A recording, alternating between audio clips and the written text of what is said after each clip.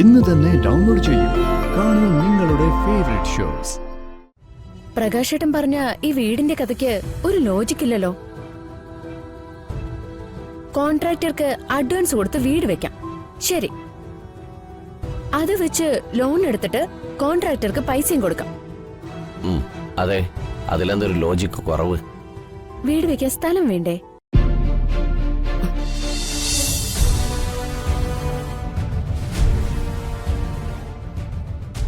പ്രകാശേട്ടാ, എനിക്കിതൊന്നും അങ്ങോട്ട് വിശ്വസിക്കാൻ പറ്റുന്നില്ല. ഇതൊക്കെ സത്യം തന്നെയാണോ? അപ്പോ ബീനു പറഞ്ഞിട്ടും വിശ്വാസം വന്നില്ല അല്ലേ? എന്നാലേ നീ ബാക്കി കൂടി കേട്ടോ. ഞാനേ ഈ വീട്ടിലെ മൂത്ത മകനാണ്. മനോജിനെ പോലെ തന്നെയാ എനിക്ക് വിനു. മിണ്ടാപ്രാണിയായ വിനുവിനോട് ഞാൻ പല സമയത്തും വളരെ മോശമായിട്ട് പെരുമാറിയിട്ടുണ്ട്. അതിലിപ്പോ എനിക്ക് വല്ലാത്ത കുറ്റബോധം തോന്നുന്നുണ്ട് സുഹിത്രേ. സത്യം പറഞ്ഞാല് രാത്രിയിൽ കിടന്നിട്ട് ഉറക്കം വരുന്നില്ല എനിക്ക്.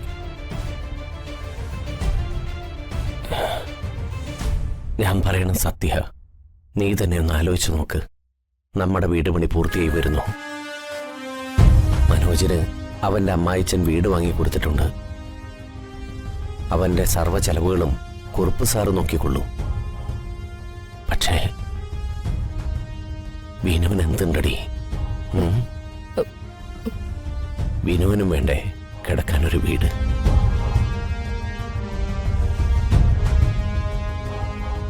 വിനുവിനൊരു വീട് വേണം. വലിയ മണിമാളികയൊന്നും അല്ലെങ്കിലും ഒരു ബെഡ്റൂമും ചെറിയ ഹോളും കിച്ചണൊക്കെ ഉള്ള ഒരു ചെറിയ വീട് വെച്ചു കൊടുക്കാനുള്ള ചിന്തയിലാണ് ഞാൻ.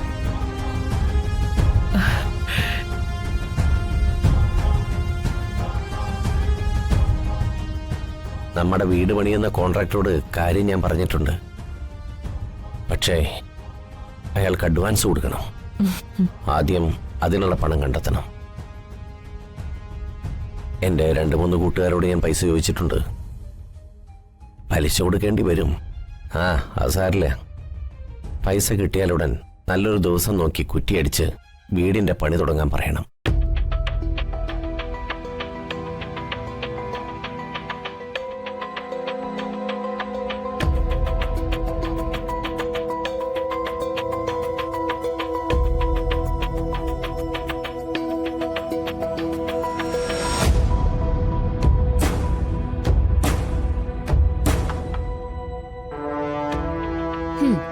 കൊള്ളാം. പ്രകാശേട്ടന്റെ പുതിയ നാടകം എന്തിനു വേണ്ടിയിട്ടുള്ളതാണെന്ന് അറിഞ്ഞ കൊള്ളായിരുന്നു.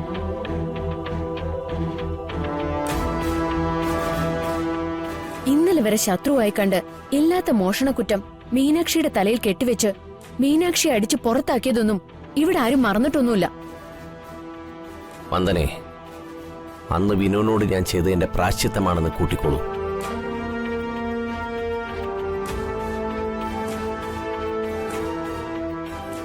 വിനുവിനങ്ങനെ കൈവിട്ട് കളയാൻ എന്റെ മനസ്സനുവദിക്കുന്നില്ല.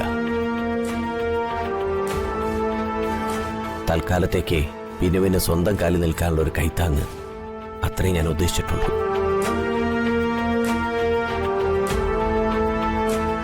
വീട് വെച്ചതിന് ശേഷം അത് വെച്ച് ഞാൻ ഒരു ലോൺ സംഘടിപ്പിക്കും. ലോൺ വിനു അടയ്ക്കട്ടെ.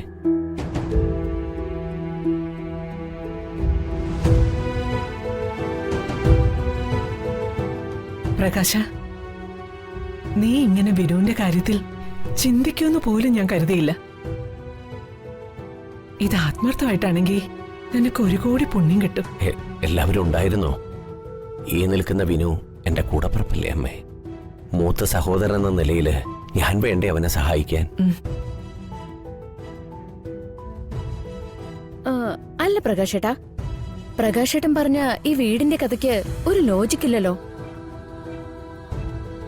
കോൺട്രാക്ടർക്ക് അഡ്വാൻസ് കൊടുത്ത് വീട് വെക്കാം, ശരി. അത് വെച്ച് ലോൺ എടുത്തിട്ട് കോൺട്രാക്ടർക്ക് പൈസയും കൊടുക്കാം. അതെ, അതിലെന്തൊരു ലോജിക് കുറവ്? വീട് വെക്കാൻ സ്ഥലം വേണ്ടേ? എന്റെ അറിവില് വിനുവേട്ടന്റെ പേരില് ഒരു തുണ്ട് ഭൂമി പോലുമില്ല. അതാണോ കാര്യം? അതിനെ ഞാൻ ഒരു മാർഗമൊക്കെ കണ്ടിട്ടുണ്ട്.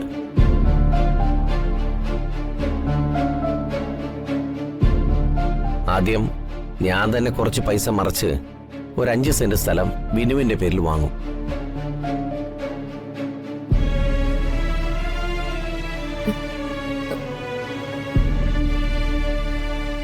വന്ദനെ, നിനക്ക് ഞാൻ പറഞ്ഞൊന്നും വിശ്വാസമായിട്ടില്ലെന്ന് എനിക്കറിയാം. അത്രത്തോളം ക്രൂരതകൾ ഞാൻ വിനുവിനോട് കാണിച്ചിട്ടുണ്ട്.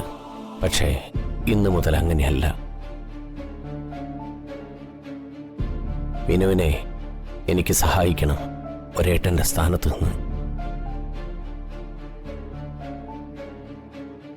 വിനു, ഇനി നീ ഒറ്റയ്ക്കല്ല.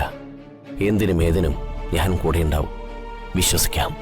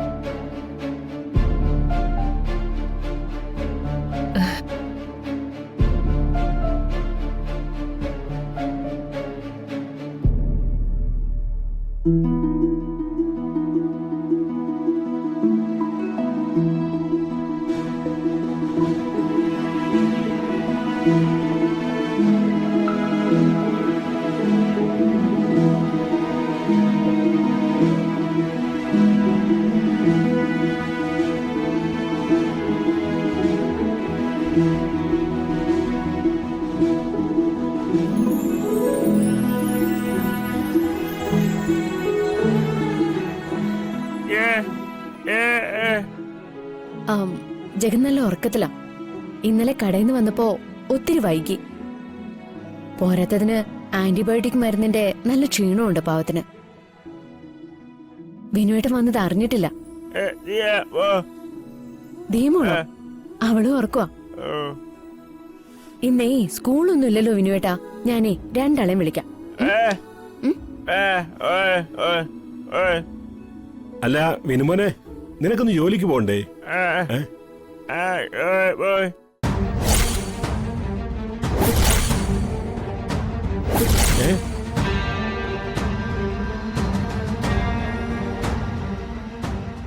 ജോലി പോയെന്നോ?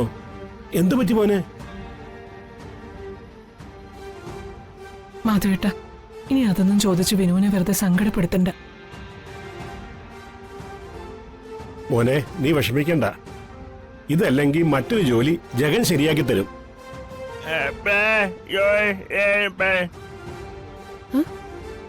നിനക്ക് ജോലി പ്രകാശം ശരിയാക്കി തരൂന്ന് പറഞ്ഞെന്നോ?